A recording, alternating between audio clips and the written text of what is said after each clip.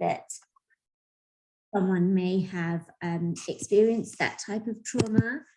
And so I ask that we honor that and again, just be mindful with the language and be sensitive to any experiences that may come up.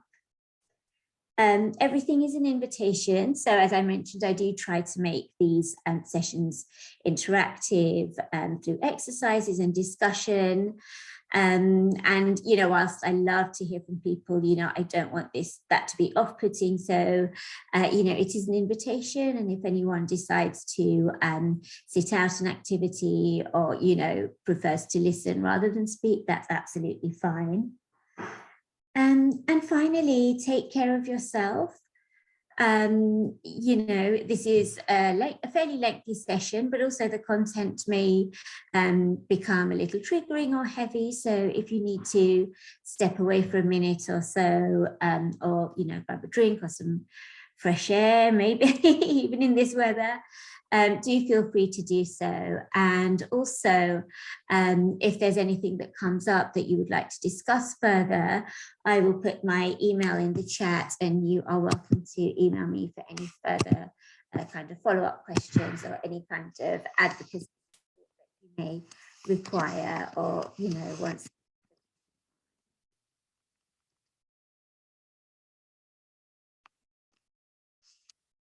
All right.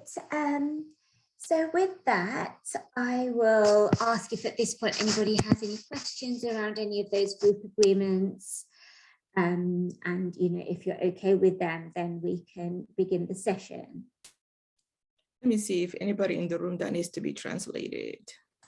Assalamu alaikum gabdo. And dad miyaa ku jiro qolka rabo in loo turjumaano ama okay baa tihiin kulligiina caawa.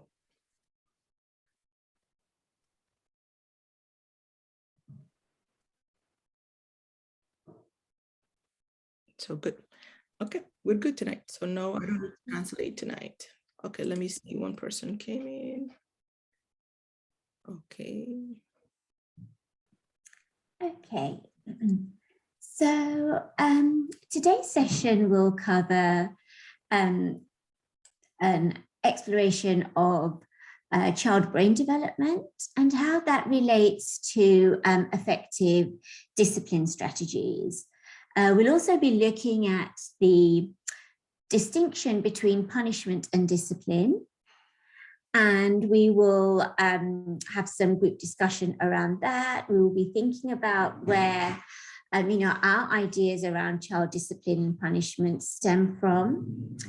As I mentioned at the very beginning, we will be, you know, looking at this through an Islamic ideology lens. So we will definitely look at some of the guidance that is given to us by our deen on the way in which we raise our children. And then we will end with some skill building and, you know, an invitation to practice that when the session ends. And just quickly though, before we begin, I did say that we would do a quick few minutes review from the last session. So I know earlier we had Taylor who was here at the last session. Is there anybody else who was at the December session? No, okay, so in that class we covered the idea of what is family and we set out some foundations, namely connection, compassion, caring, and the skills that we learned, one of them that was highlighted was something called the 5 love languages, which is a really good way to be able to form connections with those around us. And I had invited the participants at that session to practice, you know, using those love languages with people in their lives, either family or friends. And I'm wondering, Taylor, I apologize for putting you on the spot, but I was wondering, would you be able to share anything, whether you were able to practice any of the love languages and how that worked for you? Assalamu alaikum. Wa alaikum assalam wa rahmatullahi wa barakatuh, Taylor. How are you doing, ladies? I did get the book on tape about the 5 love languages, and I've been listening to it in the car. I will say that as far as practicing it, maybe not, maybe not yet. Yeah. Oh, well, thank you for, your honesty is great. I'm really glad that you, were curious enough to attend the book. And that's a really great step. There's a book. Taylor, you said you bought a book of about the 5 love. Yeah, the five love languages. It's a book. Okay, I missed that part. Oh, okay. Yes, it's by Dr. Gary Chapman, who is a pastor, I believe, and he developed the love languages quite some time ago. And since then, there have been various versions. So there's the 5 love languages for children or for teens, I believe. So yeah, it's a fairly common book. I think it is readily available too. Okay, great. Well, for anybody who's new here and is curious, we can type the name of that book into the chat, and you can try it out. I'm sure it's available in the library as well. Okay, well, thanks again, Taylor, for sharing that. Yeah, thank you, Taylor. Gabdho dad maxaa jira oo markii hore joogay maa ku dhex jira hadeertaan oo qaatay bishii soo dhaaftay classka nato. I think there was Saadia, she left, but she'll be back. She took the class too. I remember last class, yeah, but she'll be back. Great. Yeah, I'm sure we can return to her and check in as well. Okay, so I'm going to start us off with a centering activity. Yeah. On my screen.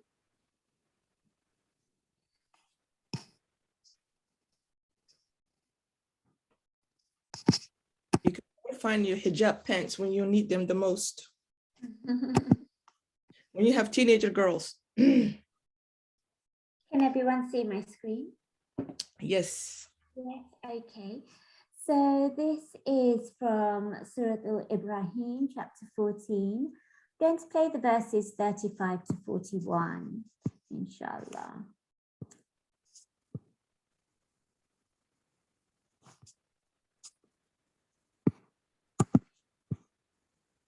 You want somebody to read? Or Sorry. Okay, you go ahead, play it, and then we can, yeah, go ahead, I forgot. وإذ قال إبراهيم رب اجعل هذا البلد آمنا واجنبني وبني أن نعبد الأصنام. Recall that Abraham said, "O my Lord, make this land peaceful, and keep me and my sons from worshipping idols." رب إنهن أضللن كثيرا من الناس فمن تبعني فإنه مني ومن عصاني فإنك غفور رحيم. My Lord, they have led many people astray. Whoever follows me belongs with me, and whoever disobeys me, you are forgiving and merciful. ربنا إني أسكنت من ذريتي بواد غير ذي زرع عند بيتك المحرم ربنا ليقيموا الصلاة فاجعل أفئدة من الناس تهوي إليهم وارزقهم من الثمرات لعلهم يشكرون. Our Lord, I have settled some of my offspring in a valley of no vegetation, by your sacred house, our Lord, so that they may perform the prayers.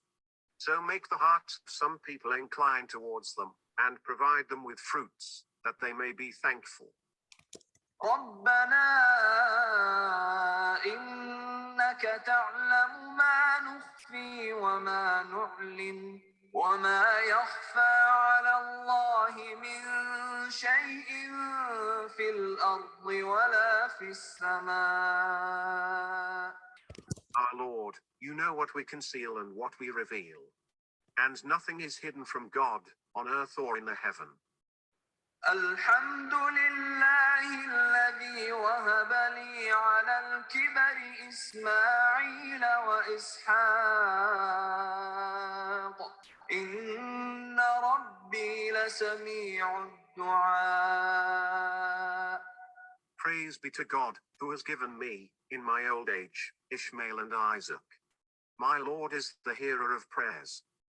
رب اجعلني مقيم الصلاة ومن ذريتي ربنا وتقبل دعاء.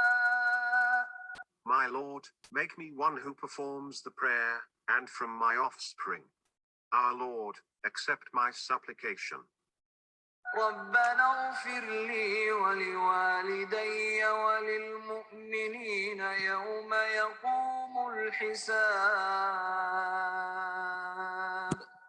Our Lord, forgive me and my parents, and the believers, on the day the reckoning takes place. ولا تحسبن الله غافلا عما يعمل الظالمون إنما يؤخرهم ليوم تشخص فيه الأبصار. Do not ever think that God is unaware of what the wrongdoers do. He only defers them until a day when the sights stare.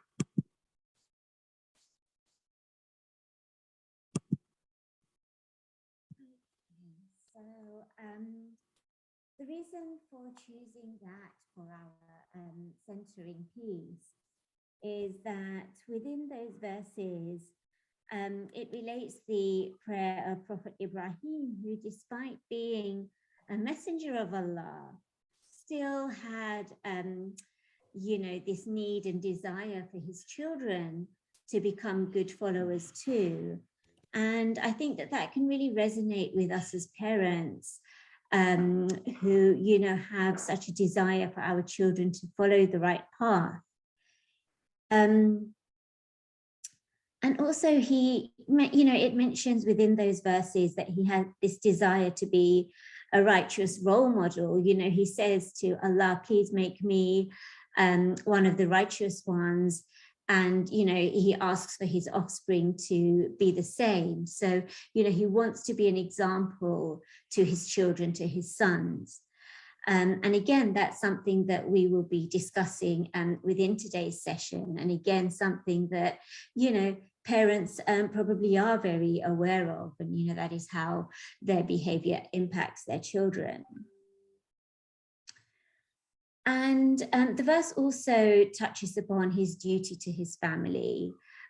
So once again, there was mention of, him praying for the sustenance for his children, that he'd brought them to this land, and praying to Allah for them to, have the nourishment that they needed. So, alhamdulillah, within this verse, there is so much that we can relate to in today's world. And I'm sure, some of us here did, for us, it really did resonate. And, as I mentioned earlier, that even as a prophet, he still may have had challenges, or he had these concerns around the well-being of his children. And so, we have beautiful examples within the Quran about how our holy personalities, can guide us, and we can learn so much from their experiences too. That is one of my favorite du'as when I'm making a du'a for the children and my parents. At Surah Ibrahim. Yes, absolutely. And it's one of the famous du'as that people always made when they're during Hajj time. Mm-hmm. Yeah. Yes. Yeah, thank you. So with that, what I'm going to ask, just as a little, exercise to get us going and sort of in the right mindset, is I'm going to ask everyone here to think about one dua or one hope that they have for their children, and to please type it into the chat. Okay. I'll type it for you here. One dua or one hope for your child.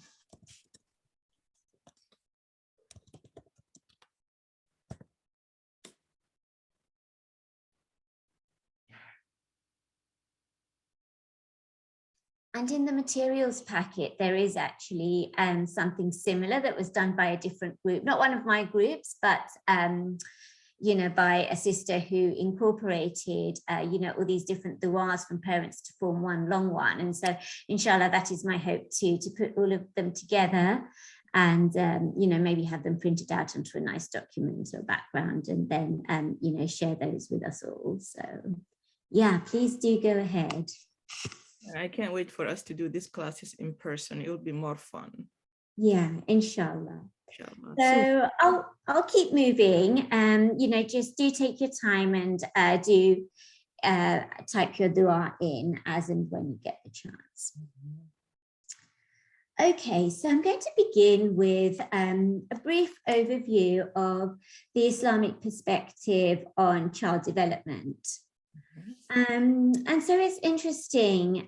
Well, firstly, there's a huge emphasis within our deen on being merciful towards children.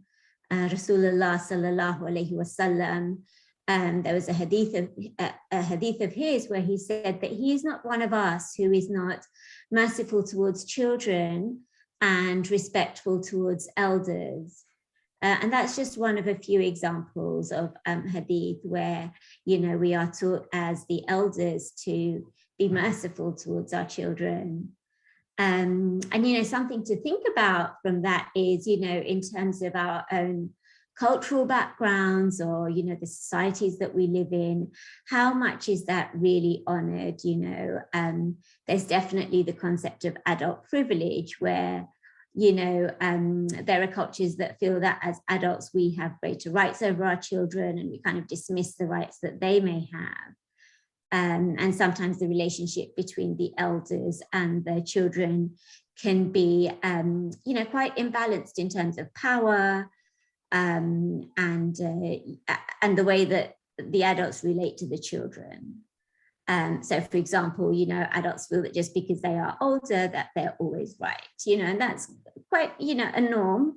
But it's interesting for us to think about, you know, how does that mesh with Islamic viewpoint?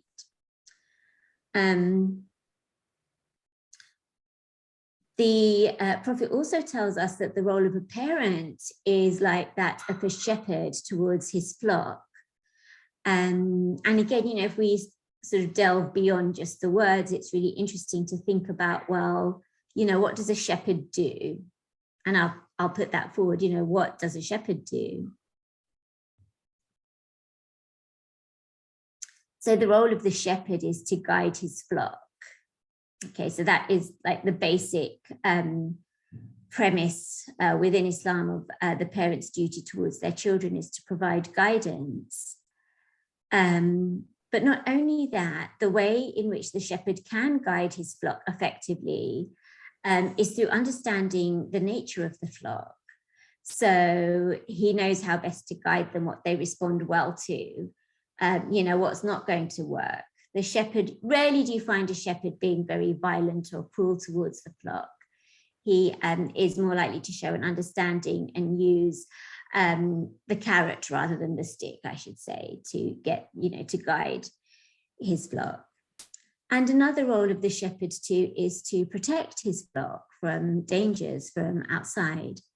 And again, that's another role that we as parents, you know, have been assigned by Allah in our role, you know, in that particular role. There's also an emphasis on play when it comes to adults and young children. There are a number of narrations where the Holy Prophet, peace be upon him, would play with his grandsons, for example. There's one very famous recollection where he is in sujood and his grandson came and sat on his back, and he remained within sujood until his grandson left his back.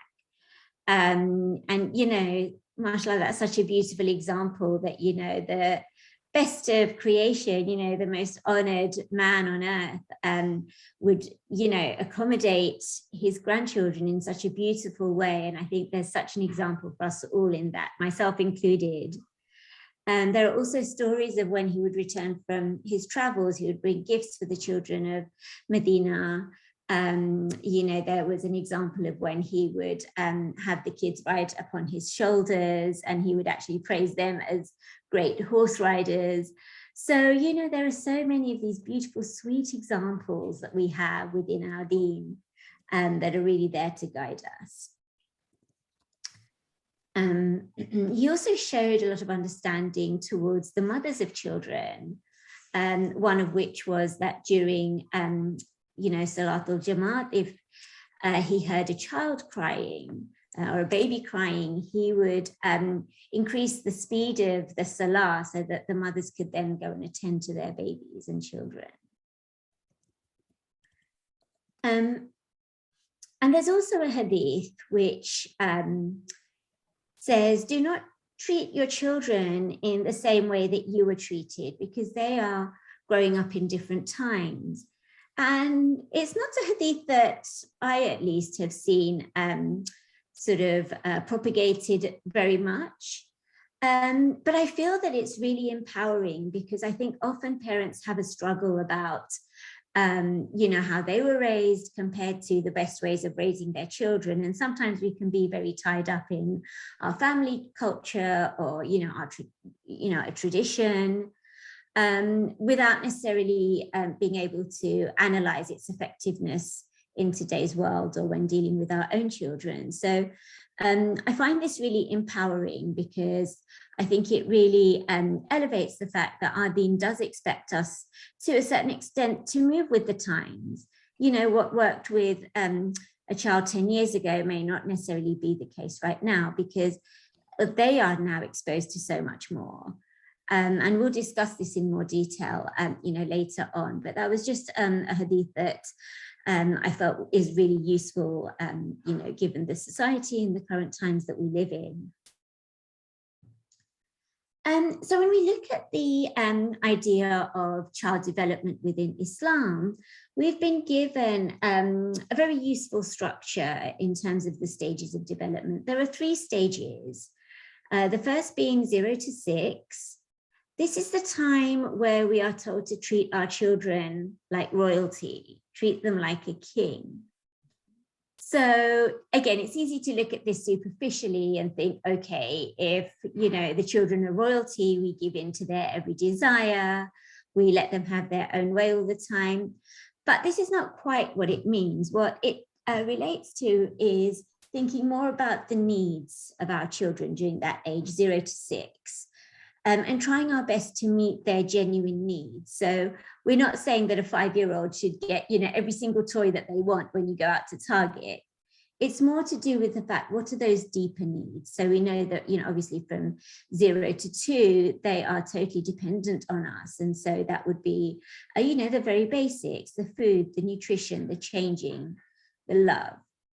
But as they get older, more towards that 6-year stage, you know, they still have particular needs, and it's up to us to be able to identify them and connect with our children enough to be able to meet those needs. So for instance, you know, we talked at the very beginning of the last session about the concept of connection, and that would how that would weave through all of the sessions. So, you know, if we think about a newborn baby and how we connect with somebody of that age, you know, it's very much about touching them, meeting their physical needs, you know, just the very position in which they are when they're feeding. You know, they're looking straight up at the face of the caregiver, so making that eye-to-eye contact, speaking in a very soothing voice. They're really, you know, dependent on those very basic senses. And actually, can I just get a quick poll? Can you raise your hand if you have children in the 0 to 6 age group, please? This will just help me tailor the rest of the session. Okay, Sister Suad, 0 to 6. Okay, Zainab. Oh, no, no, I lied. Did you say 0 to 6? Nope, not 0 to 6. I'm sorry. Okay. Okay. So, all right, 0 to 6. And then how about 7 to 14? Oh, yeah. Yeah, me too. Okay, Zainab, great. Yep, and feel free to raise your hands multiple times, okay, to just give me an idea. Okay, wonderful. And then 15 plus. Raise my hand twice. Yeah. Okay, great. So we have a bit of a mix there. So I'll try to just, you know, spread out the information sort of fairly evenly. Some of the skills that we'll be talking about can be adapted to each age group. So that's why I was interested. And obviously, if you have questions, then do put them in the chat as we go along. So that was the first stage, the 0 to 6. The next stage identified within the Islamic framework is 7 to 14. Now, the actual words that are related to this is to treat them like a servant.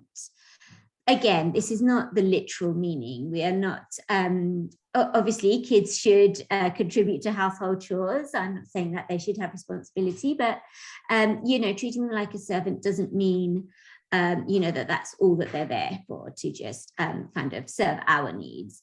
It's more to do with this being the stage where they are looking for guidance. And so we, as the parent, you know, as the caregiver, it is our duty to provide them with guidance through education, teaching them, and also involving them in things like boundary setting, goal setting, you know, all those times where they may feel that they are independent, yet they do still require guidance. And then the ages of 15 plus. So this is where we are told to treat our children as friends or as peers, which makes sense because the idea would be that, you know, by this age, by the age of around 15, kids are vastly more independent, particularly, I would say, during the times that we're living in. As I mentioned, they have a lot of exposure to external influences, and all of that can kind of speed up their maturity in some ways. And so they're at the level where, you know, we have a more equal balance with them. But again, that's not to say that there aren't times where they will still come to us for advice and come to us for guidance. And really that should be encouraged all the time, just so that they know that those channels of communication and connection are open regardless of their age, you know, even when they become parents, inshallah, you know, that connection and bond would still remain. But the important thing is that the process begins as early on as possible. So, you know, going back to that 0 to 6 age group, you know, that's where we do a lot of the groundwork and foundation building.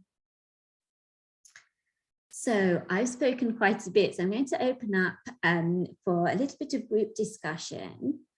So these are a couple of questions. How is our treatment of our children and youth influenced by how we were raised?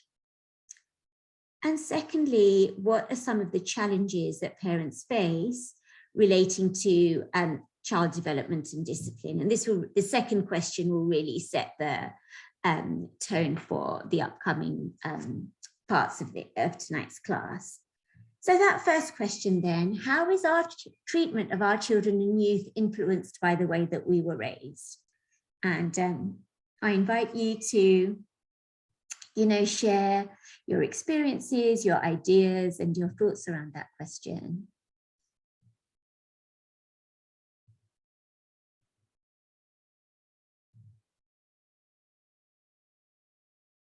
To rephrase, you know, do you treat your children in a way that's very different to the way that you were treated as a child by your parents?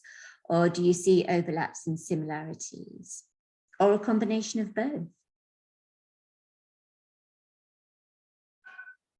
I see 2 hands raised. I'm not sure if that was still from the first question, or is it to answer this particular one?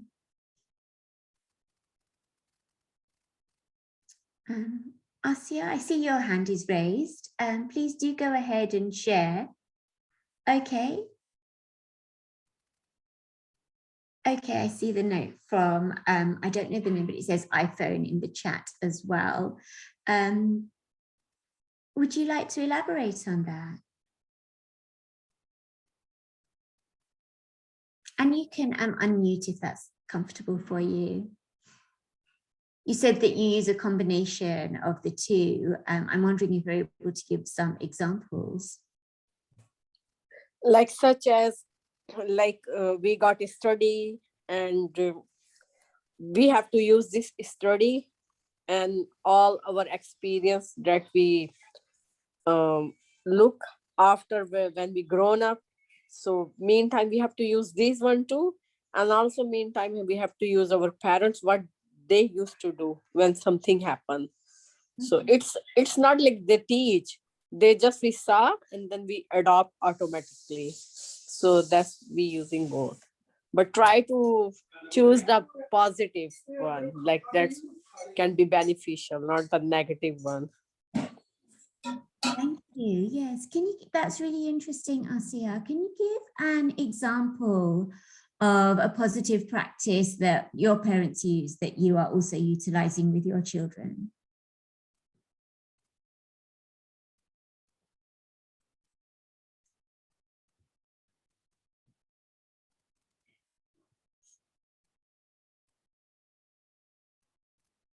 Asia? Would you be able to share an example, or you can pass, it's up to you.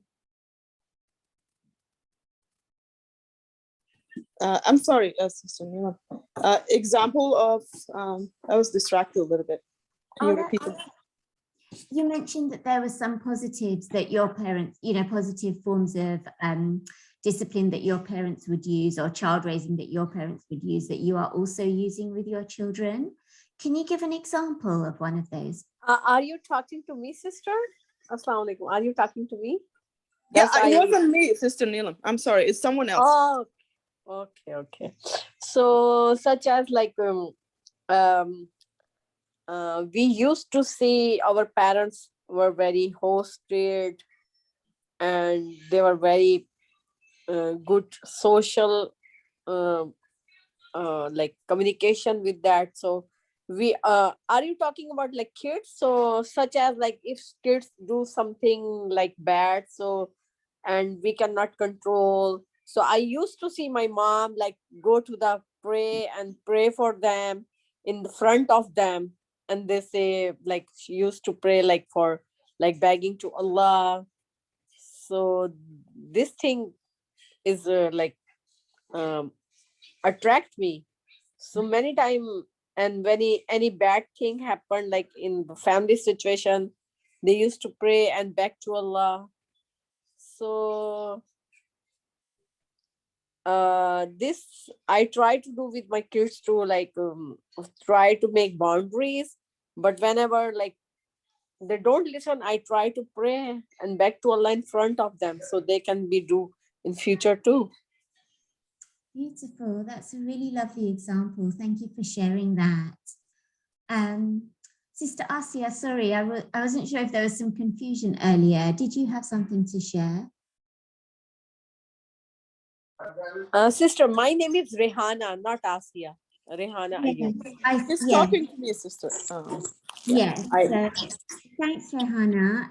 It's just I noticed that Sister Asia also had her hand up. Earlier, it was for the poll that we were doing. Yeah, sorry. That's okay. Okay, thank you. Would anybody else like to share anything about how the parenting practices that were sort of used on them now influence their behavior towards their children.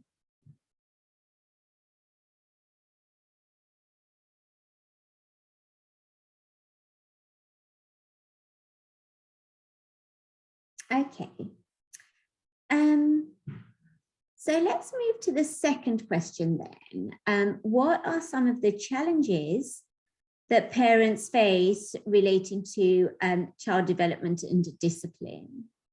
So you can speak hypothetically or from your own experience, you know, what are some of the challenges that show up for you when thinking about child discipline?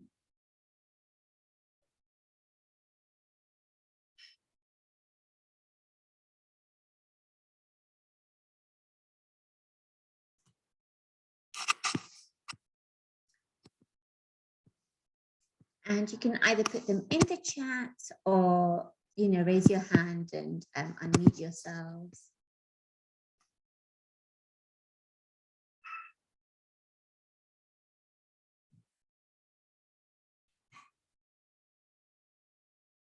Okay, so I'm seeing the same two hands. So I'm assuming that, is that for this particular question or it just hasn't been lowered from before?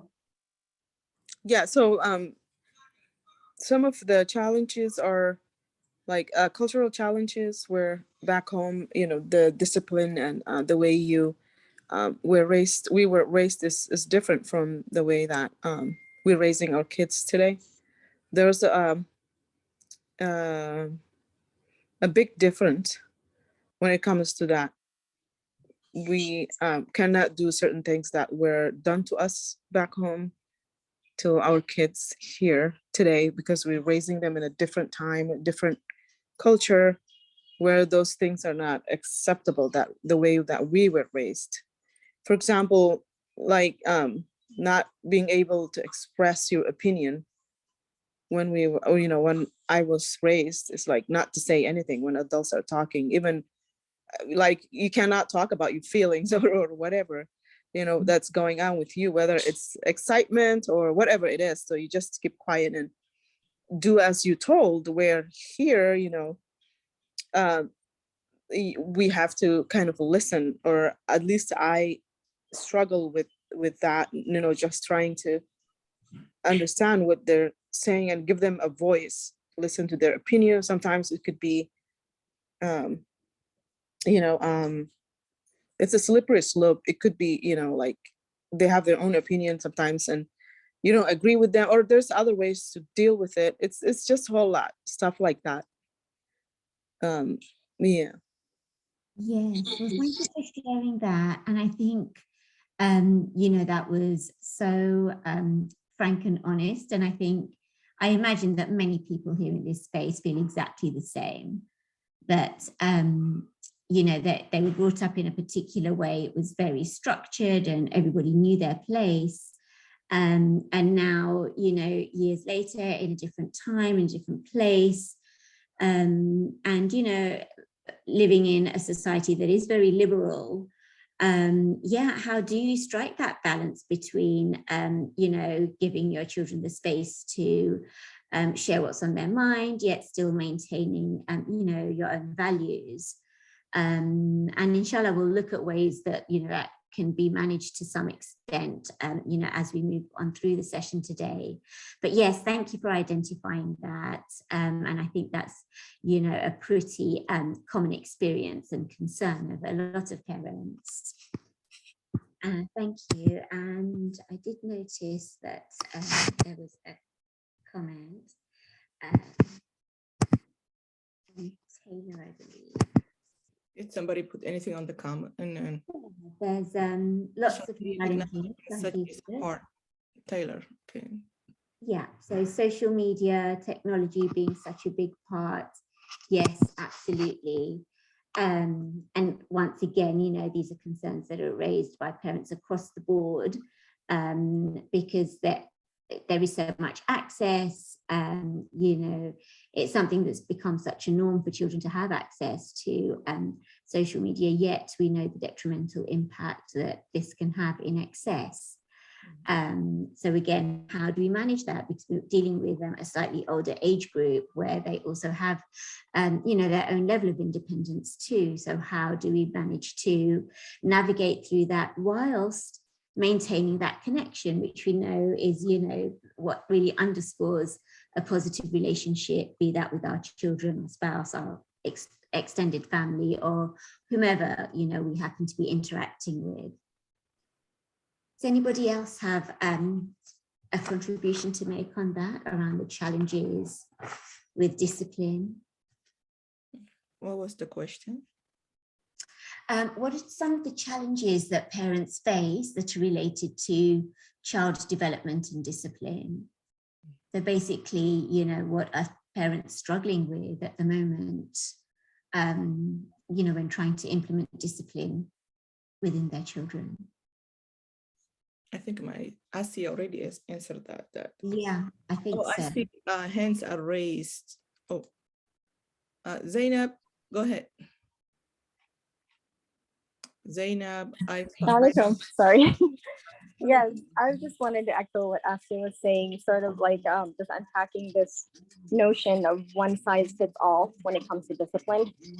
And for our generation, or us people raising kids here, just really seeing kids as individuals and not like people beings with feelings and emotions, and interacting with each one of them on different levels, and not just like the way you interact with a 3-year-old is the same way you interact with 6-year-olds. So just really differentiating that and like allowing them to lead, I guess, and kind of just following their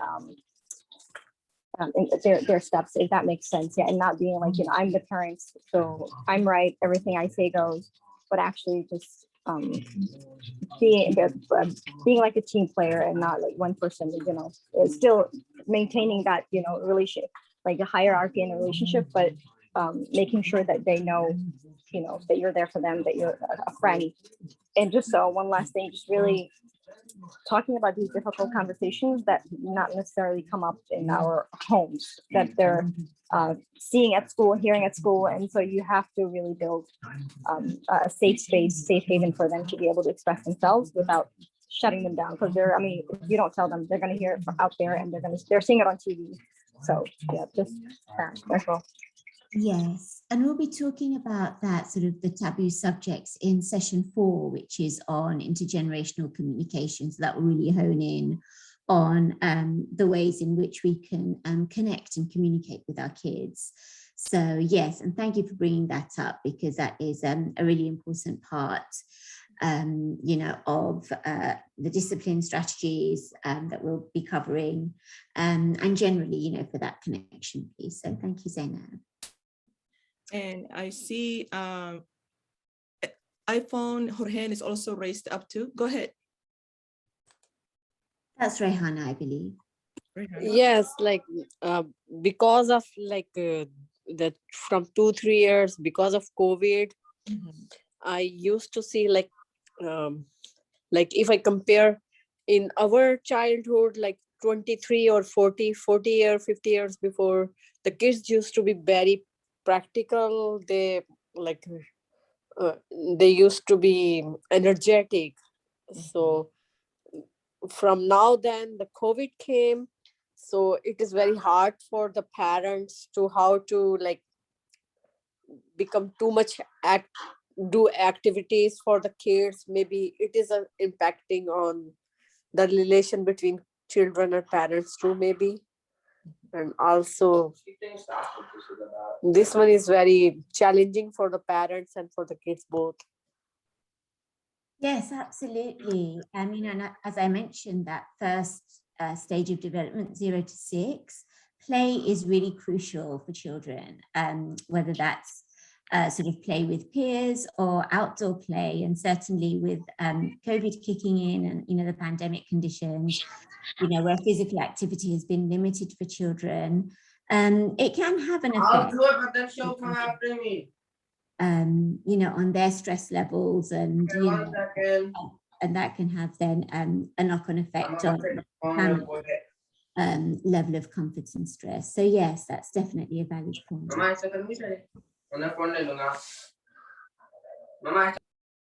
That's a mama at home. Okay. Anybody else? Okay, we can continue. Yeah, okay. So can I check that everybody has their material packet available to them? Those who registered, right? Yes. Okay, can you raise your hand if you do not have the material, because then I can just share it or put it into the chat. Yeah. Raise your hand if you don't have the material package. This is very important. Okay, let me see how many. Sister, which type of material? I just start in the middle of the meeting, so that's why I don't know about that. It's Oh, fine. if you registered, then you would have received it, a whole like packet of PDFs. But don't worry, I can just share the screen because Yeah, it's okay. Thank you. That's no problem. Thank you, ladies. Okay, so let's start looking at the various stages of brain development in children. What was the other stage? 0 to 6, 7 to 14, and the other stage was 15 plus. 15 plus. Okay, and what was that stage? What's the name of that stage? That's the stage where they are treated as a friend. Friend, yeah. That's my favorite stage. It is a lovely stage, yes. Yeah. Okay. They don't want you to be their friends. They wanted their friends. They don't want you. Yeah, we go through it all, the rejection. Yep. Okay. Can everybody see my screen here? Okay, great. So growing a grown-up brain. So one thing that's really interesting, I should say, is that the human brain doesn't fully develop until about the mid-20s, which when I first learned that, I was quite surprised because I thought that by around, 18, 19 years old, the brain would be fully developed. But it's really useful actually to know that, because it will impact then the way in which we relate to our children. So if we take a look at this graphic, at the very bottom, you see the different colored brains, which go from around sort of 0 to 5 all the way up to 20. And so what do you notice? What's happening to that brain? What does it start off with?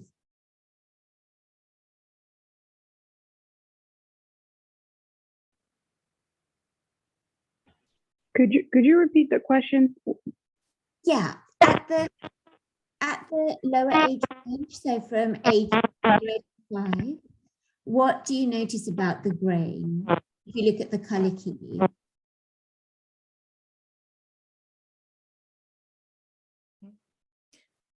What do you notice about the color coding of the brain as you go? It's becoming less yellowish, greenish, more blue purple. Right. And so if you look at the key or the legend in America, it shows that the greenish yellow is where the brain is less dense. Is somebody, I'm not sure if somebody needs to go onto mute. I can hear some interference. So in the beginning stages, the brain is very dense, so there's not much room for this kind of high level thinking to take place. It's really very much based on the basic instincts of the child. And then as we move along, you can see that it's becoming less dense.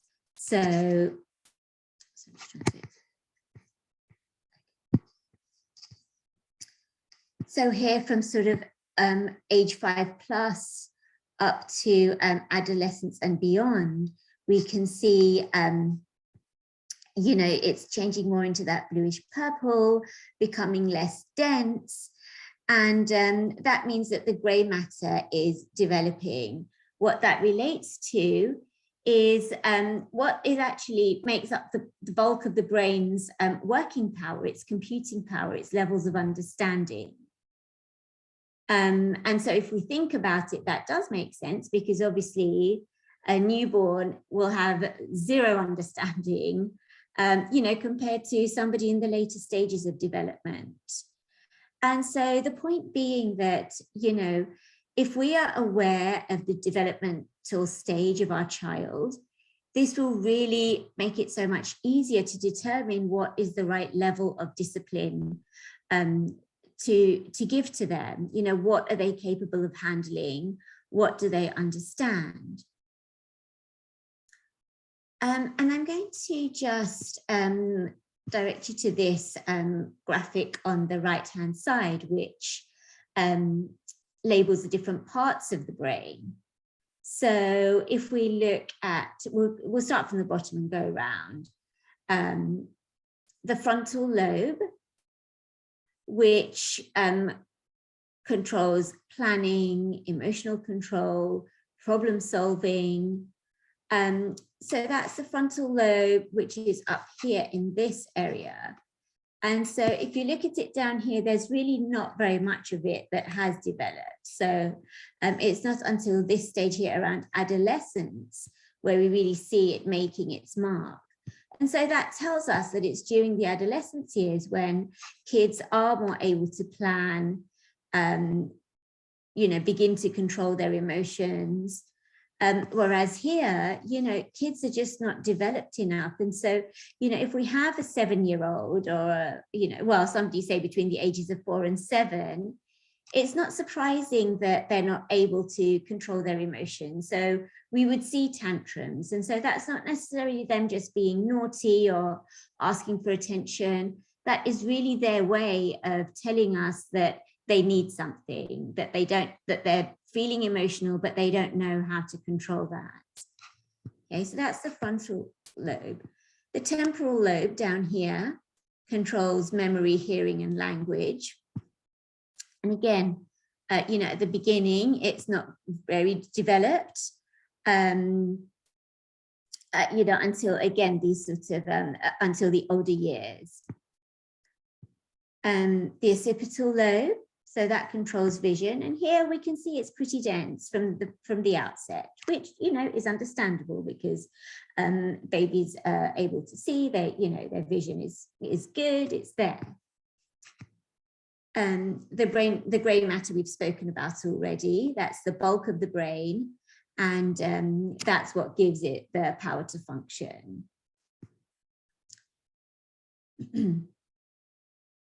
And the parietal lobe here, that controls spatial perception, which is, it is there at the beginning and it just continues to develop.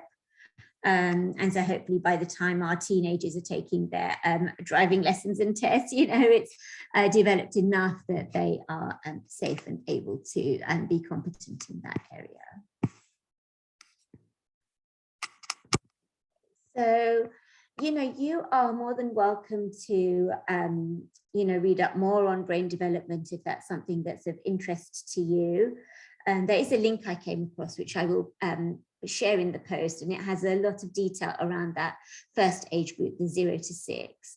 But the point of that was really just to show that, we need to adjust our expectations of our children according to where they are in terms of their brain development. Because what can tend to happen is that, we may expect, being the adult or the parent, for, them to follow our directions to the T, or to be able to, perform a task, not knowing that they really are not capable of doing that. So, when we see a 3 or 4-year-old, for example, repeatedly doing something that annoys us. So for instance, throwing food off the high chair, or maybe not a 3-year-old, but maybe a 1 or 2-year-old. It's not them being naughty. For them, it's a type of game because they don't really understand right or wrong. They don't understand that they should or should not be doing that. For them, it's just fun, especially when they see our reaction. So, and that can then, and being informed in that way can help us as adults then regulate our emotions. So rather than flying off the handle, it can give us the opportunity to think, oh, you know, they just don't understand. Let's try something else. I see a couple of raised hands. I have one from Faiza. Please go ahead. Did you have a question? Oh, I don't. I haven't. I didn't put my hand down. It was from earlier when you asked us if, Okay. No how many problem. of us have. Yeah, Okay. sorry about that. That's no problem. And Sister Asia, I see your hand was raised as well. It's lowered now. Was that the same for you? Yes, same. Okay, great. So, So I have a question. If sometime that's happened, like the kids become adult and even in the very old even, but they act on the few point, they act like a child, like they habitual to do so. So does it happen like the brain is stopped to work on that part? This happen or what happened? so you're saying that in age, they're at the older age scale? Like what kind of age group are you talking about? Like sometime I saw many times like if 20 or 25 years old, so they act like a babies and do something like it's look like how can I give you example like such as eating problem, like I want to eat this, I want to do this, I want to buy this, like this is like not about the matter of the order, like they have to be friendship, they can go out, they hang out, but like is a it's when we see the behavior sort of like they are like little 7 or 8 years old kids. So what is the problem? Is the problem happen with the habits? We don't treat them as that way, like they are now adult and try to understand. And what is the other side? Is the brain has stopped on some stage because of some shocking thing happened to them. So that's why. That's an excellent question, actually, and you've pretty much, given one of the answers. So, of course, there's always the possibility that it could be something that's an actual medical issue. So, you could always speak with the physician. However, there is something within us all called the inner child. And so, it is that instinctive part of us that still acts, as you say, like a baby, like we just want our needs met in that way of, in a particular area. Now, one of the reasons of that could be, and I was going to come on to this, is that if a person has experienced some type of trauma in their childhood, it can be, and that has been left untreated or unprocessed, that can stay with them. And so even as an adult, so even in their mid-20s or older even, certain things can become a trigger for them. And that will sort of block their functioning. One of the responses to trauma is something called fight, flight, freeze. There's a couple of new ones now as well called fawn and fib. And these are all responses, our body's response to stress that can be caused by trauma. So what can happen is that, something that reminds us of an unpleasant experience that we've had, or, something traumatic that's occurred, is that our mind goes back to that. And so whatever reaction we had to it then can happen again, even years on. So if, for instance, a child was frequently beaten by a particular person, and that hasn't been processed, that still stayed with them, then as adults they could even be triggered by somebody who bears a resemblance to that person. I was reading an experience of somebody who, I believe it was their stepdad, who would be very violent towards them, and he would wear this particular aftershave, and so they associated the smell of that aftershave with the beatings and the trauma associated with that. And throughout their lives, this child had issues at school and just generally, because obviously, severe beatings consistently are going to have a very negative impact on a child's well-being. And so even as a teen, when he was in high school, he was put into a special school, and there was a male teacher that was allocated to him, and he would just play up. He just could not function or be around that teacher. And it was discovered that the teacher was wearing the same aftershave that stepdad had been wearing. So that's a very dramatic example, but I'm just using that to illustrate how certain things that happen to us in childhood can still remain. So even as adults, you know, they might be functioning really well in other areas, like at work or, you know, within other types of relationship or whatever, they're doing really well, but there are certain things that will trigger them, you know, that will remind them of the trauma that they went through. And it's not their fault, it's just their body's way. It's been so used to responding in that way that's what it does. So I hope that answers your question. Yes, thank you. You're welcome. Okay.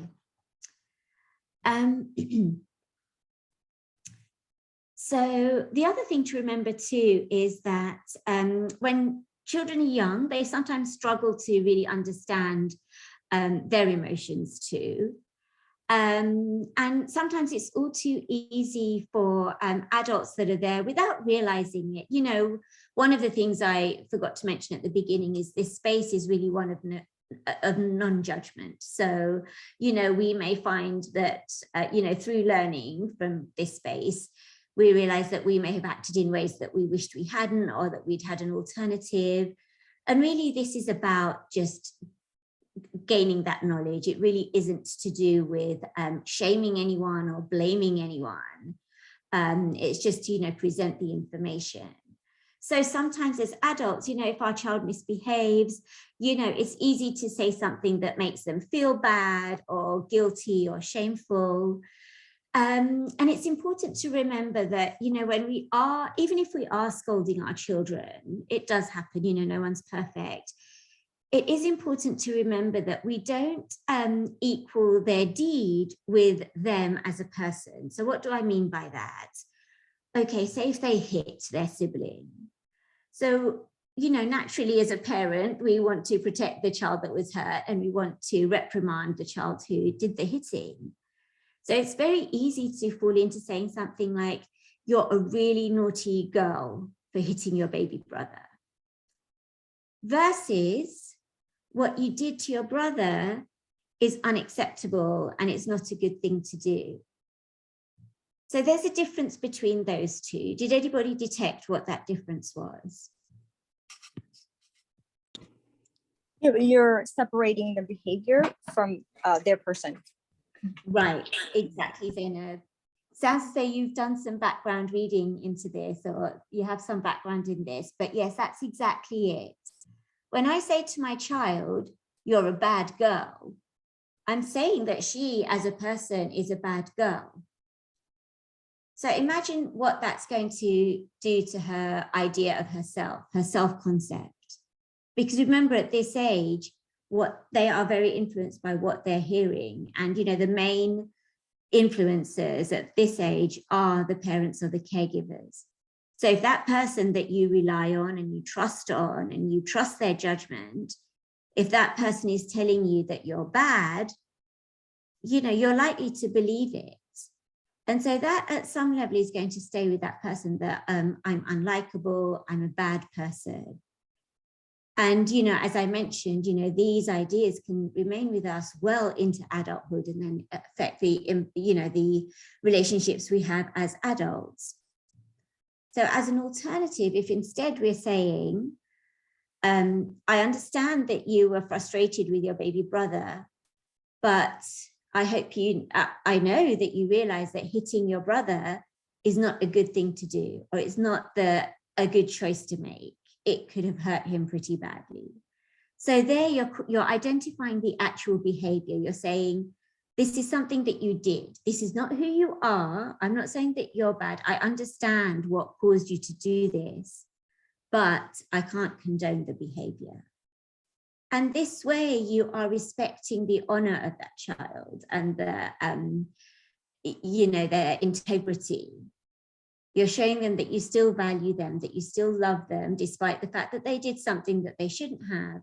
you still love them and you respect them, but you need to correct this behavior. Now, this really sets up a beautiful foundation, because just that does so many things. It tells them, firstly, that you are not making them into a horrible person because they made a mistake. It tells them that you're there to support them, because from that conversation, you can then say, you know, that I understand you are angry or frustrated. When this happens again, because it will happen again, what would be a better way to respond? Okay, so you've told them that you acknowledge that everybody makes mistakes, yet you still love them, that you understand what motivated them to act that way, that you're not isolating them. You know, a popular phrase, you know, that I've heard and I've come across is that, I can't imagine what made you do that. And so, you know, that's really isolating. Whereas if you're saying, I do understand where you're coming from, I sometimes feel frustrated too. What are you doing? What are you building with them? The C word. Is it compassion? Compassion, yeah, that's going to be session 3 actually. Connection. Mm-hmm. Showing them that you're still connected to them, and that's really important, because when they're feeling that way, we don't want them to feel isolated and sort of brood over what's happened. We want them to reach out and say, I need your help. Can you help me? Okay.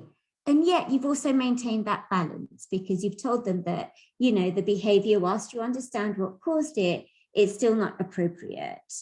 You've told them the consequences of what could have happened. And now you're showing them that you want to take their hand and work together to find an alternative for the future.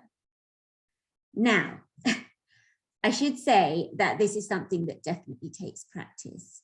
And, you know, the more we practice it, the better we'll become at it. I'm not saying it will ever be easy, because each person faces their own challenges, new situations crop up that can, you know, knock us even as adults. So all I'm saying is that to have that as part of our toolkit, and to have that ability to discipline ourselves to recognize when we're getting to that point where we might boil over. So as well as this being a lesson for us to use with our children, it's also something that can help us. That when we feel, you know, that rage within us at times, or that anger cropping up, just to think, okay, I recognize this, I recognize what could happen, and I'm going to try and take control and divert the worst from happening. So really, the discipline component, you know, is applicable to everyone involved within the family. And this is where it's very different from punishment, because if you think about punishment, I'm going to give the example, say, of a smack. So your child has just hit their younger sibling and you smack them. Now, sometimes people rationalize that by saying, oh, now she'll realize how the baby feels. Well, maybe, yes, she will feel pain coming from the person that she loves and trusts. But what it could also do is, as well as making her feel hurt physically, it's going to perhaps have an impact on that trust relationship between the parent and the child. You know, a sense of betrayal, like the person who loves me is now hurting me. How can, you know, that doesn't make sense. And what can happen, which is maybe even more disturbing, is that they then don't even differentiate between love and pain or violence.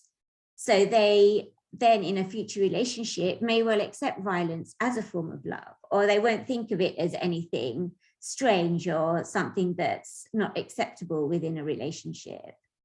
And many of the survivors that you know, I work with and that our agency works with will have bruises on their bodies and marks all over them, and yet they'll say, but he loves me, and they love him back. And again, I'm not being judgmental, but what I'm trying to say is how it's so easy to intertwine, you know, misbehavior and abuse with the concept of love. And you know, when that happens from the early days. Also for boys, I mean, boys are less likely to be survivors of violence and more likely to be the ones who cause harm as adults. But for them to, you know, they may have grown up thinking it's perfectly normal to hit and use violence within your family. And that's the number one reason that they use those same patterns of behavior, because that's what they're used to. They haven't been taught anything else. Yeah, folks normalize violent behavior, yes.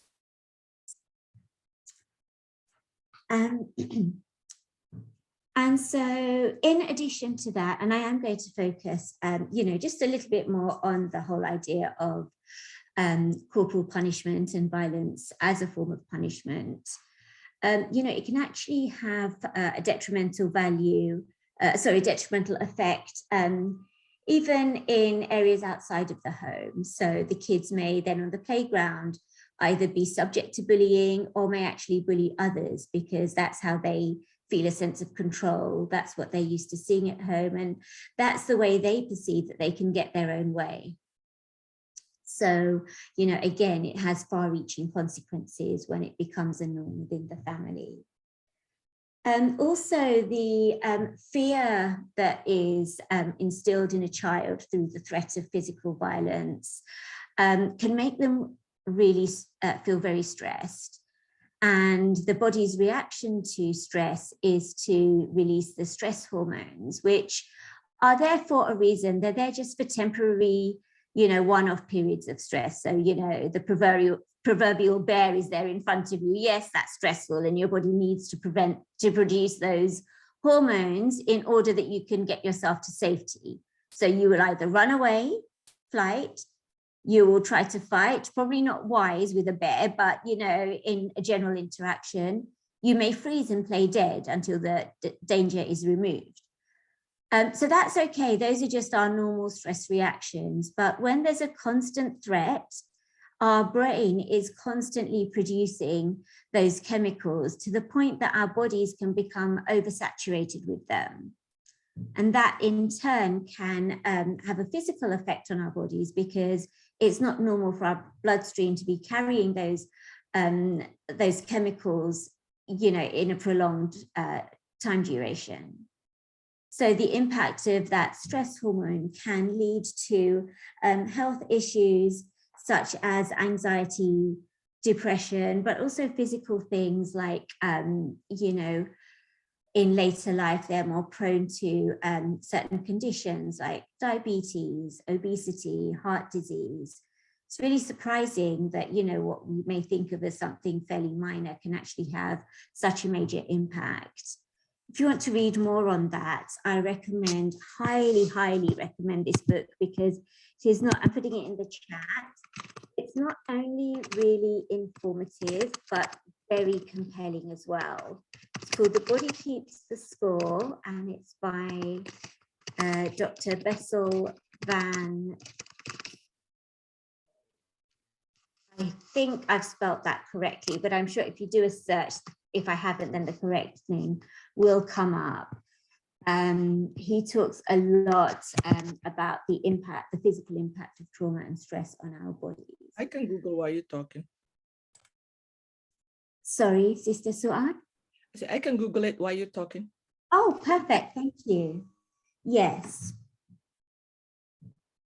And so just to tie up this section, again, the difference between punishment and discipline. So going back to that example about smacking the child. Now, in addition to what I've already said about the impact of that, it's actually not a very efficient form of preventing negative behavior, because it's something that hurts in the moment, but it's not really getting to the root of the problem. So why exactly did she hit her baby brother? And, what can we do to remove that frustration in future? The smack will hurt her for a minute, but then it'll be forgotten. And so you're constantly, smacking to try to inhibit the behavior. Sometimes those smacks can even escalate to more serious forms of punishment. Whereas discipline, it takes more effort for sure, but it has a much far-reaching impact. And we will see that, as the session goes on, and I'll provide more examples of how this works at the different age groups. And finally, just to wrap this part up from an Islamic perspective, you know, if somebody leaves a mark on their child following physical discipline, or even on their spouse for that matter, that person is actually entitled to seek compensation. So that is really the gravity with which Islam views being violent towards another. And this also covers domestic violence between spouses. And finally, you know, within Islamic ideology, you know, one of the most important requirements is the preservation of life. You know, it's our duty as Muslims to preserve life in all its forms. And so when we know that a particular action of ours, such as being violent or using physical punishment, is compromising the life or the health or the well-being of somebody, then surely this is not aligned with Islamic values. And so that's just something to think about, and, you know, just a different way of framing it so that we can really understand you know, how important it is for us to have alternative skills, because surely, you know, there isn't even a single example, at least that I've ever come across, of the Holy Prophet, peace be upon him, lifting, you know, even a finger towards his wives or his children or those around him, you know. So, you know, that's just something to think about, you know, even sort of beyond this session. Okay, so if everyone is open to perhaps a 5-minute break before we go on to the next part of this session, the final part, which is the skill building. Could we be open to that, Sister Suad? 5-minute break? Yep, 5-minute break, y'all. Come back. Thank you. So Yeah. 6:41 then. 41. Jazakallah, thank you.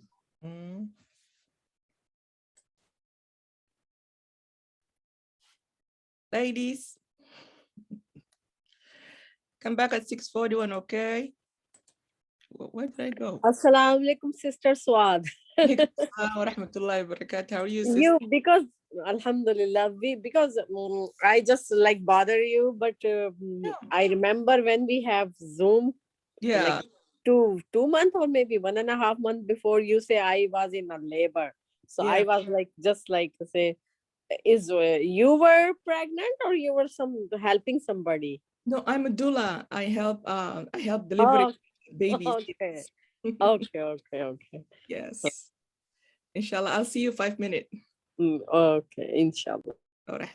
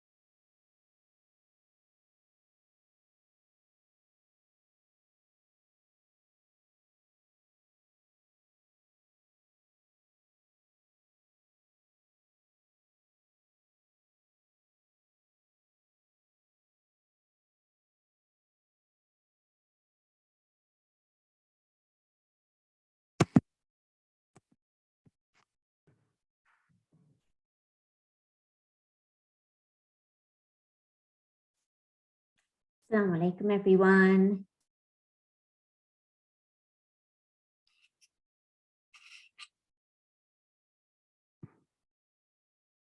Walaikum Walaikum salam. Great. I'm just trying to check that everyone's back. If you are, if you could just put up a symbol like a thumbs up or a raise hand, just so that I know if we need to wait a couple more minutes.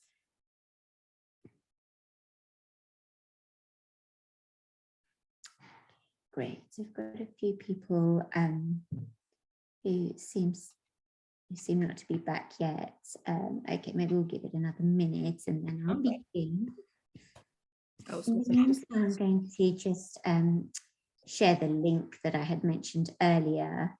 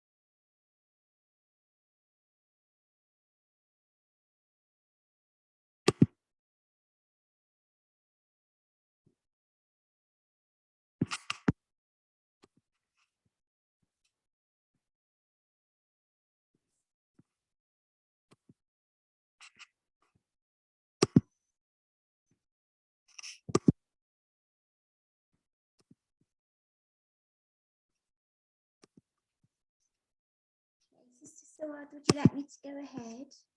Yeah, we can start. Great, okay.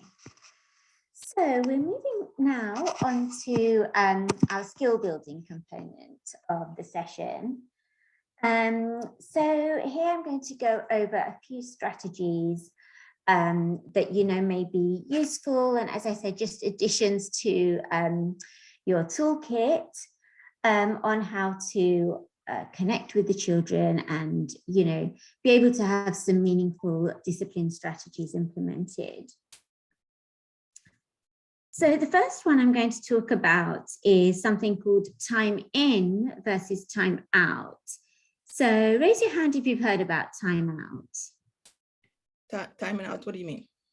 It's a strategy that's used by parents for children. You've heard of it, time out? Oh yeah, that is giving them a time out. So, yeah.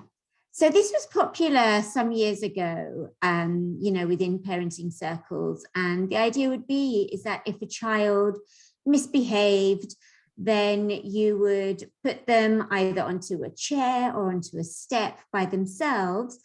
And it would be for 1 minute per year of their life. So for a 2-year-old, they would be sitting alone for 2 minutes.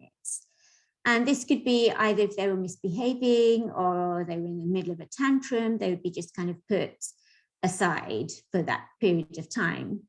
And the intention behind it was, it was good. It was just designed to give them time to just calm down and just go through what they needed to go through. However, there's been a development of that in more recent times to something called time in. Because the problem with time out, they say, is that it was creating like a physical disconnect, a physical distance between the parent or caregiver and the child. And then, putting into play what we know about child brain development and that desire and need that there is for constant connection, with the parent, to separate the two, when there are heightened emotions involved in at play, really seemed to be counterproductive to the outcome that, was being sought. And so instead now there's an alternative called time in, where rather than separating yourself from the child, you literally go down to their level and you explain to them that you can see that they're having a really hard time at the moment, you know, this is a really difficult moment for them, and you're there to help them through it. And so, you know, once again, it's that, you know, what we were talking about earlier, that even though the behavior is undesirable, or, you know, if it's in the middle of a grocery store and there's a tantrum happening, you know, it can be embarrassing, but even in that moment, you know, it's important to be able to connect with the child and to let them know that you're there to support them. You know, when we go back to the idea of the brain development, that image, it shows, you know, the lower part of the brain where the reasoning and logic occurs isn't developed within the younger age group. And so if you think of the analogy of, you know, they're working at the top here, they're upstairs, and it's our job as parents to bring them downstairs. And even though they have limited ability to reason, just hearing the calmness from you as a parent, you know, can help to influence them. Because if they're angry and heightened, and we become angry and heightened, you know, it just really kind of exacerbates the whole situation. So speaking of which, you know, that idea of parents as role models, that really is applicable sort of 24/7 really at this age, because, you know, when they are toddlers, you know, the parents or the person who's at home are the ones who they're looking up to constantly. So they absorb, you know, everything they see. So if they see us managing a conflict with, you know, a fellow family member in a way that's healthy and respectful, then that will give them an idea on how to behave when they're ready and developed enough with somebody that they're having a disagreement with. So, you know, it's quite a responsibility for us to, you know, because we have to be constantly monitoring ourselves and keeping ourselves in check. And again, that's not to say that we have to be angels or perfect, because we're not. And so, you know, when it happens that we lose our temper or act outside of our values in front of the children, it's okay, because that shows them that everyone's capable of doing that. But what is important is to then follow up and say to them, yeah, you saw me behave in a way that I'm really not proud of. I wish I hadn't done that. I'm really sorry I acted in that way. And next time I plan to do X, Y, and Z. And so this is where we're removing that adult privilege, and we're not saying that we can do as we like just because we're adults. We're actually taking accountability and explaining to our children that, you know, this is what to do when you've done something that you know you shouldn't have done. So again, it's reinforcing that message of accountability, and yet still maintaining that connection. Zainab has her hand raised. Okay, Zainab, go ahead. Yes, sorry. Is it okay to comment on what the sister was just saying? Yeah. Just to add on there. Yeah, I remember once I. You muted, Zainab. What happened? You mute yourself? Oh dear Lord, sorry. Yeah, no, I remember reading or hearing someone say, like, when kids see their parents fighting, it's important for them to also see them make up, and for parents actually to do that in front of them. Not only is that healthy, but it shows them, like, you know, conflict resolution skills, and that this is like how humans are. Your parents are not perfect, but you know, there's resolution. You don't just see your parents, you know, talking to each other again, but actually it happened in front of you. So you're like, okay, so this is normal. Like, you know, this is how the normal interaction happens. Absolutely, yes. And again, that goes on to that, you know, role model idea.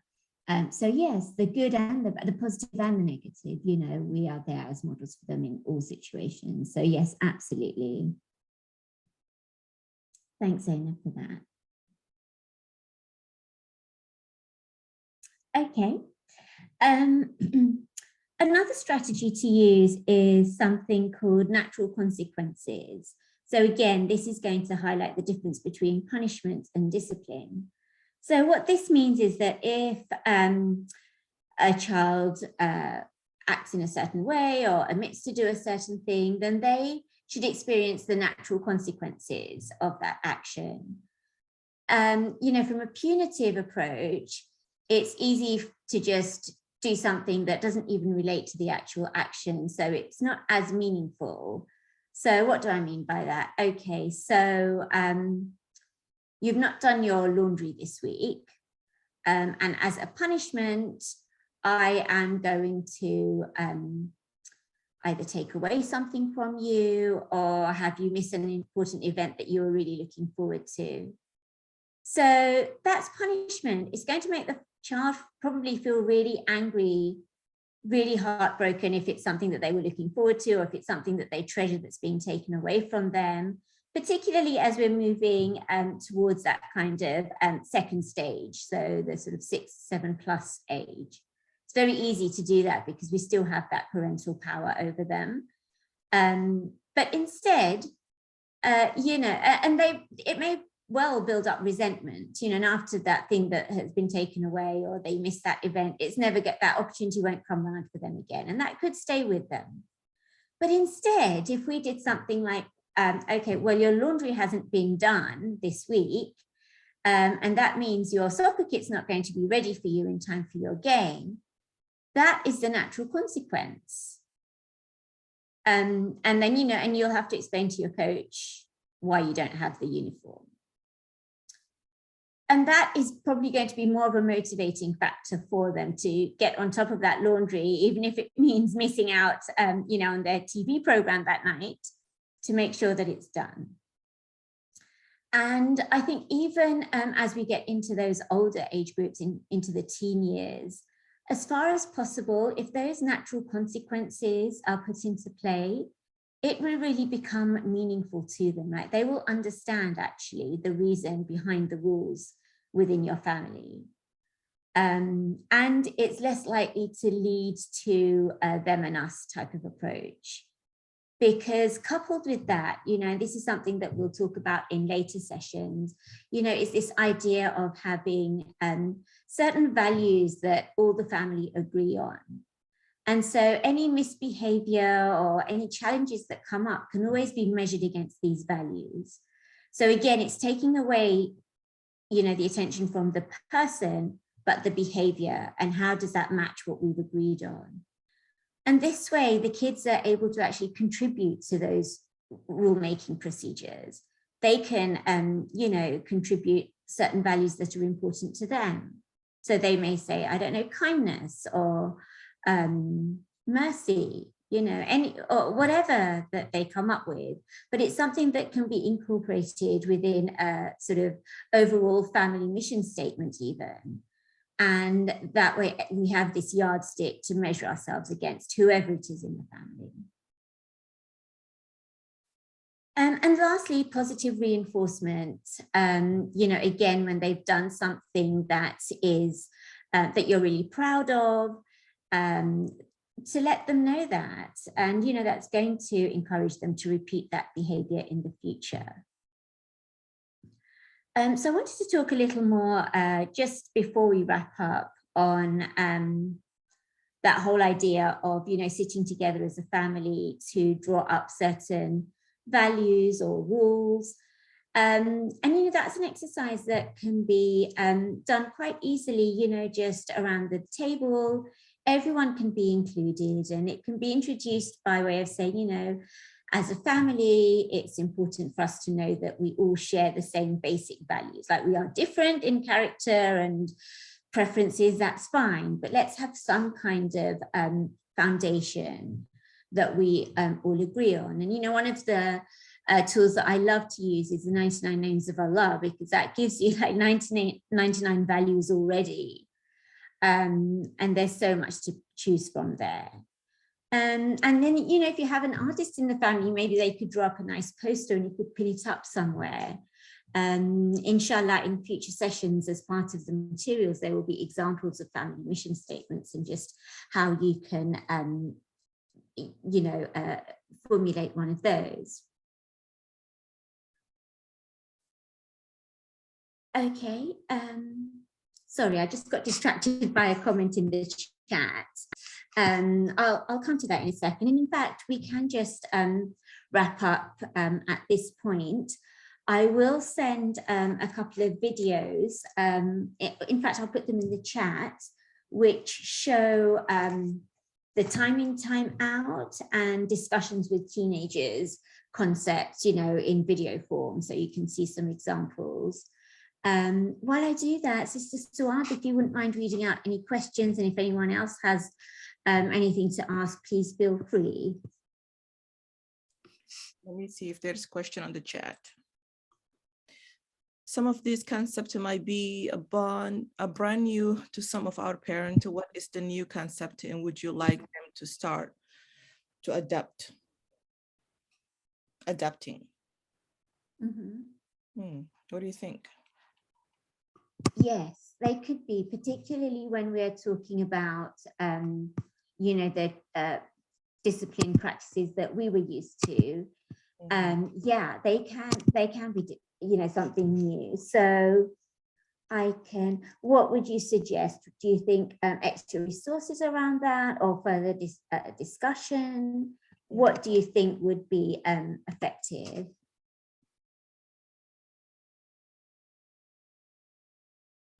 You can come out, what's his name, Faisal, if you want to speak out.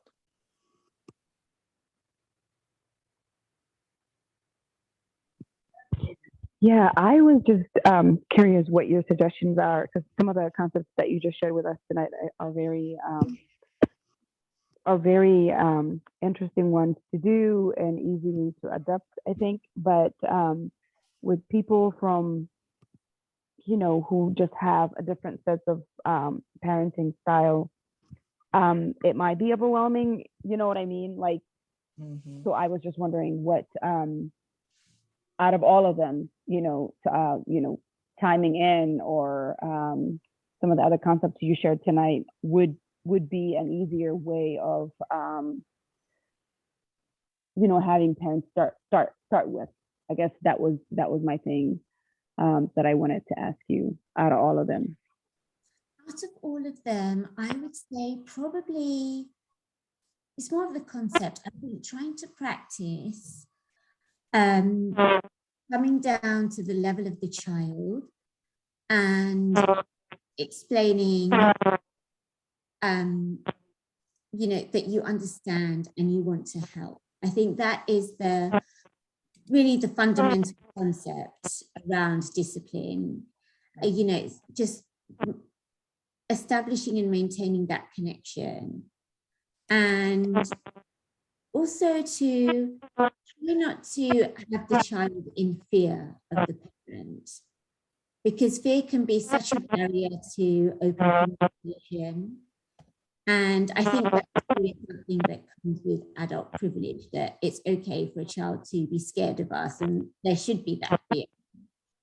But and that really is down to the individual family or individual parent. But I think it's important to remember, just while it may be a way of, I think some people equate fear with respect, and the two are very different. So I think it's more important to focus on the respect, mutual respect, and understand that fear can actually be quite detrimental in the development of a child. So just to, use connection, use love, and keep those barriers open. Yeah, definitely. Yeah, fear and respect are, sometimes, like you said, people do mix with those two as well. I was wondering if, and it sounds like there are some concepts of, are you familiar with the circle of security? Yes. Parenting? Yeah, and because there's this, notion that this is something that, the fact of talking problems through, or, you know what I mean? Children don't know anything, or like you should, like where we're from, right? Like it's widely practiced, like physically, you know what I mean? Just hitting the child to sort of get discipline into them, or just assaulting, they verbally assaulting the child. And so Yeah. this concept of like coming down to their level, talking to them, is very foreign. And some parents feel like they're losing the, you know what I mean? Just this, I do. the power, or like the, just the superiority, like they're losing that to their kids. And which, in fact, that's not the case. Like you were just saying that it actually, it works when you do that for both ways, so yeah. So I'm just thinking more about, and thank you for bringing this to my attention, for emphasizing this. So I'm thinking our next month's session is on self-compassion. And I think, that sort of ties in quite well with today. So I can try to find maybe some additional material that could be useful in kind of making these concepts a bit more relatable, if you feel that that could help. Yeah, I was just, as you were talking through, and sorry, I don't mean to take everybody's time. As you were talking, I was thinking of, are there any scenarios that you will implement in these types of sessions? Because for me, I'm a person, I learn a lot in like doing, you know what I mean? And so, and when doing, I was hoping with these sessions, it would be like, there's no wrong way, you know what I mean? But rather just sharing of this is how it's done, and not, you know what I mean? Yeah. Not stigmatizing some of the parents, because every parent on this call now has a different way of parenting, right? And nobody is wrong, but just sort of demonstrating how it sort of should be, so that way it's healthier on this growing mind, as well as just the parents overall too. Yes, you actually have some scenarios, because I also like to be able to, apply the skills. I think because we were a little bit late to start, time was a bit of a constraint.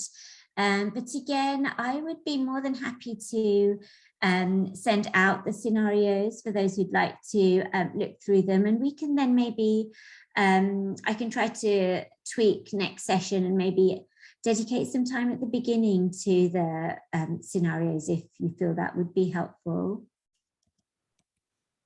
I would love that. I don't know about everybody else, but I would really love that, just to sort of, I don't know, just see what everyone's thinking is and everyone's rationale is, you know what I mean? The approach to, because people have different approaches to the very same scenario. So, and then just have you sort of chime in about what science says, you know what I mean? And why the science says, suggest certain ways, things like that. So Sure. that'd be great. Yeah, Sister Suad, what do you think about I that? like that. I like that idea. Okay, so inshallah. And also, I would also be happy if in between like the main sessions, if there was interest or demand for kind of maybe shorter, maybe like a 45-minute session just to cover scenarios or case studies. So I'll leave that with you to discuss as a group, but if supplemental sessions would make this more meaningful and useful, then I would definitely be open to that.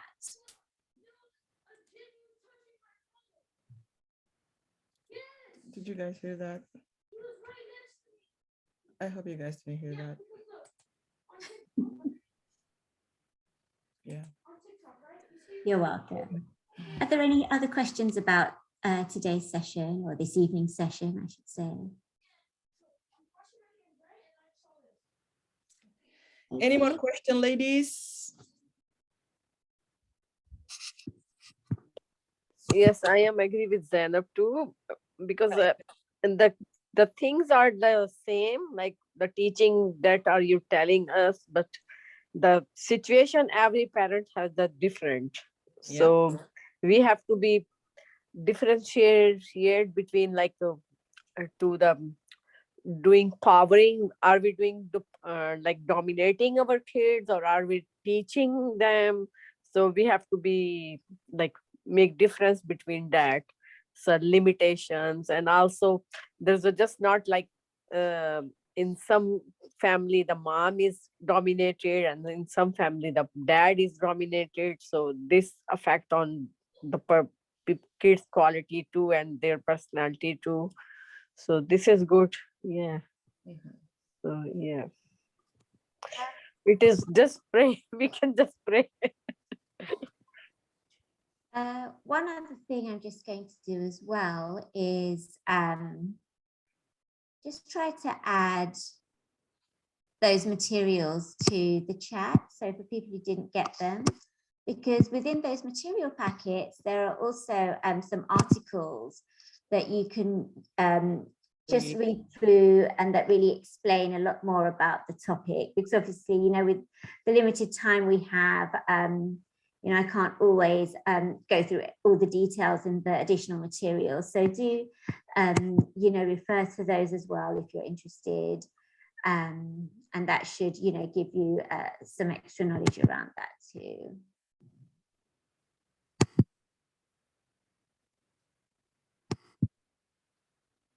I agree. And I'm hoping to have like somebody who can come here and maybe near future and give us like the Islamic exact perspective way of, you know, how our Prophet Muhammad ﷺ talked about of different stages, the children, how to raise our children. Mm-hmm. Do you know anybody?